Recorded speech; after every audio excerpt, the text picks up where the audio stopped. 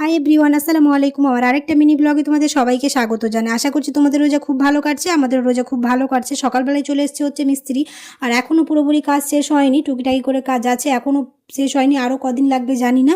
Online থেকে কয়েকটা ওয়ালের জন্য এই জিনিসগুলো কিনেছিলাম, সেগুলি লাগানো হচ্ছে। আর আমি চলে এসেছি হচ্ছে এখন নামাজ পড়ে চলে যাবো ইফতারি প্রিপারেশন করতে।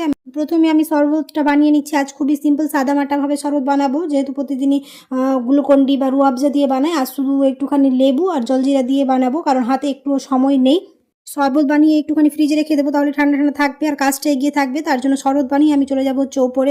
ইফতারিতে তোমাদের কোনটা বেশি ভালো লাগে, শরবত না লস্যি, তোমরা অবশ্যই কমেন্টে জানিও। আর ওপরে চলে এসেছে, এখন ফল কাটা হচ্ছে। ফল কাটা হয়ে গেলে তারপর তেলে ভাজা বানাবো। আর এখানে শুধুমাত্র আজকে আলুর পকোড়াই হবে। আর আমরা বাঙালিরা যতই ফলমূল খাই না কেন, এই তেলে ভাজা যদি ইফতারিতে না থাকে তাহলে আমাদের খুব একটা জমে না। তো এখানে আলুর পকোড়াও বানানো হয়ে গেল। প্রথমে ভেবেছিলাম আজ কোনো তেলে ভাজা হবে না, কিন্তু আবার শেষ মুহূর্তে এসে ওই তেলে ভাজা আবার বানানো হলো। আজ বানানো হবে বিরিয়ানি, তার জন্য ভাবলাম এগুলো তো সব রেডি হয়ে গেছে, এখন চিকেনটাকে আগে ম্যারিনেট করে নিই, কারণ বিরিয়ানি বানাতে গেলে অনেকগুলোই কাজ করতে হবে। তো ইফতারির পরে তারপর বিরিয়ানি বানানো হবে, তো এখানে চিকেনটাকে ম্যারিনেট করে রাখছি।